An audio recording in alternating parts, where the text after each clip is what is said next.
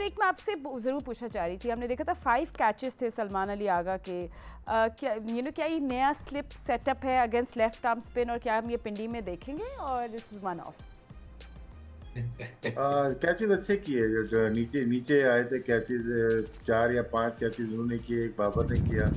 यहाँ पे slow pace में आती है बॉल, पाकिस्तान में पिचेज होती हैं और नीचे लो जरूर होती है लेकिन पेस कम होती है। स्लो ब्रेक अगर हो रही है तो वहाँ पे बॉल इजी कनेक्ट होती है। हम लोग को जो प्रॉब्लम होती है वो स्लिप में फास्ट बॉलिंग पे होती है, ऑस्ट्रेलिया इंग्लैंड दूसरी जगह पे होती है। यहाँ हमें ज़्यादा प्रॉब्लम होती नहीं है।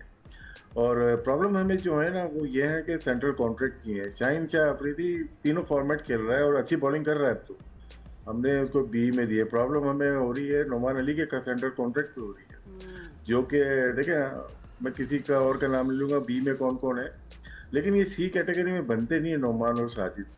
और बी में बहुत सारे अगर देखेंगे तो ऐसे हैं जिनको नवाजा गया है। प्रॉब्लम ये है, कैचेज का तो प्रॉब्लम नहीं है अभी में, प्रॉब्लम यहाँ पे आ रही है कि आपका ए कैटेगरी का कोई प्लेयर ही नहीं है और परफॉर्मेंस ए कैटेगरी के ले रहे हैं आप, तो ये जाती है, प्लेयर के साथ जाती है।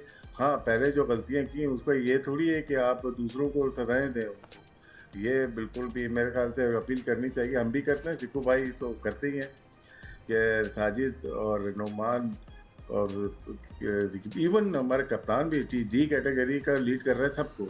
अगर कप्तान बनाया है सलमान अली आगा और इनको तो अपग्रेड करना चाहिए। ठीक है। So Sikku, the conversation is something different. मैं तो आपसे पूछना चाह रही थी कि हम सेम बैलेंस जाएंगे if things are the conditions are similar, मगर वो भी बात कर लेते हैं और साथ ये भी बात कर लेते हैं इन हार्ड वर्किंग बॉलर्स की या प्लेयर्स की जो बहुत मेहनत करें, getting you top quality stuff on the pitch, but उनके कॉन्ट्रैक्ट्स जो राशिद ने बात की है इस पे हमने एक, मैं उसी की बात कर रही हूं, उस पे वही पूछ रही हूं, थोड़े तफसील से बात करनी चाहिए। अगर मुझे नहीं पता कितना टाइम है, आपको टाइम नहीं है।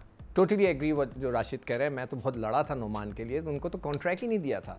फिर मुझे फ़ोन आया, मैसेज आया कि नहीं हम दे रहे हैं। जब 2-3 महीने गुजर गए, मैंने हर प्रोग्राम में बोलना शुरू किया, यार वो लड़का, मैं उसको कहा था कि अब फिटनेस टेस्ट दें, उसने 10-15 आउट कर दिए, फिर उसको ना इसको फिटनेस टेस्ट दें, तो उस पर मैंने बड़ा शोर उठाया था। खैर नहीं, मैं उसके टोटली एग्री करता हूँ। अब नए मैच के लिए अब मुझे नहीं पता कि पिच क्या इसी स्टैंडर्ड की बनेगी या फिर कोई बैटिंग ट्रैक बना देंगे ताकि ड्रॉ मैच हो जाए, टेस्ट मैच ड्रॉ हो जाए ताकि एक हम सीरीज़ जीत जाएँ।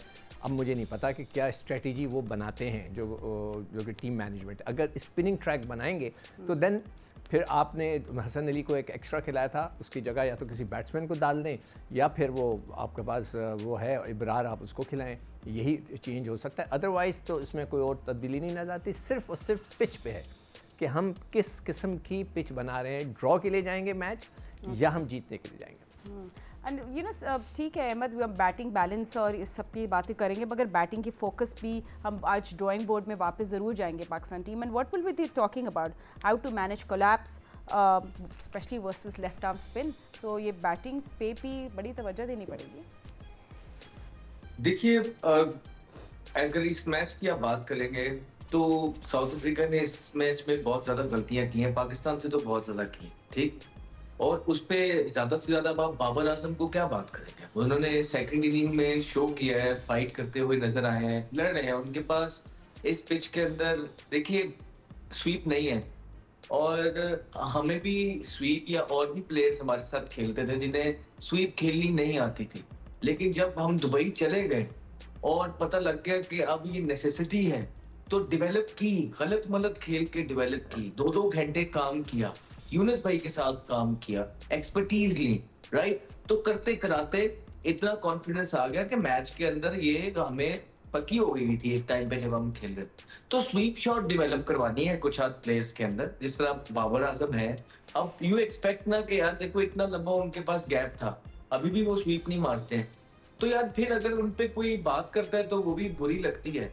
आप ये तो कह रहे हैं कि उन्होंने 42 स्कोर किया है, आप ये नहीं कह रहे कि जो उनको जो है ना कितना करना चाहिए था, और बाकी आप अब उनको आप दूसरों से मिला रहे हैं, तो वो दूसरों उनकी एवरेज भी दूसरों के साथ ही आके अब खड़ी हो गई है।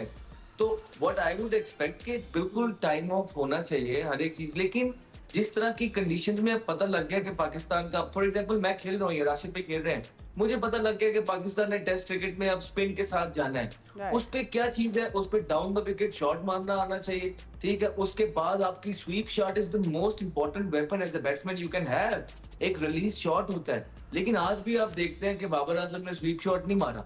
तो ये चीजें कोचिंग स्टाफ को या बाबर आजम को खुद ये सारी चीजें करनी है। So these are the things आप बात करते हैं। नहीं तो मैच के दरमियान में आप ज्यादातर क्या बात कर लेते हैं, बैट्समैन को खुद पता होता है कि अच्छा यार वो पिच देख लेते हैं, पिच किस तरह का है, जैनसन को खेलना है तो उसकी थोड़ी सी प्रैक्टिस कर ली, रबाडा को खेलना है उसको थोड़ी प्रैक्टिस कर ली, लेफ्ट आर्म स्पिनर कर ली, कुछ एक्स्ट्रा क्या करेंगे, ज्यादा से ज्यादा यही हो जाएगा कि ज्यादा क्लैरिटी के साथ खेलें, पिच पे पूरा पहुंचे, आगे है तो आगे जाएं, लंच ज्यादा ना करें जिस तरह राशिद भाई कहते हैं, पीछे है तो पीछे जाएं। लेकिन रिलीज शॉट आप कल नहीं डेवलप कर सकते। रिलीज शॉट जो एक स्वीप थी या रिवर्स स्वीप थी, ये जो ऑफ टाइम था बाबर आजम के पास या चंद प्लेयर्स के पास जो स्वीप नहीं मार रहे हैं, ये उन्होंने अब्दुल्ला के पास ये वहां डेवलप करनी थी। तो ये देख के जरूर दुख होता है कि जब आप किसी को इतना ग्रेट बनाते हैं, तो ग्रेट तो वो हैं जिन्होंने हर कंडीशन के अंदर अपने आप को एडजस्ट करना है। वो right. ऐसा तो नहीं है कि मुझे रोड बनी हुई मिल जाएगी मैं बस उसी में जाके परफॉर्मेंस करूंगा, नहीं।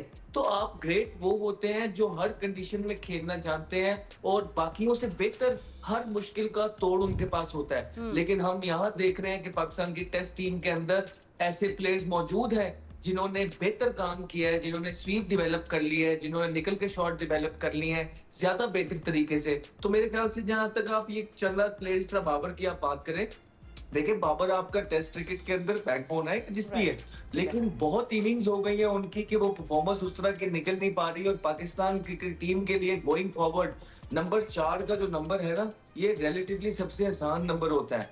आप एक्सपेक्ट करते हैं कि यहाँ वाला प्लेयर जल्दी से फॉर्म में आए और सेंचुरियां लगाए जिस तरह दूसरों की टीम है हमारी कंडीशन में। Why not? And we'll wait, inshallah, hoping for the best for all these players in Rawalpindi as well. But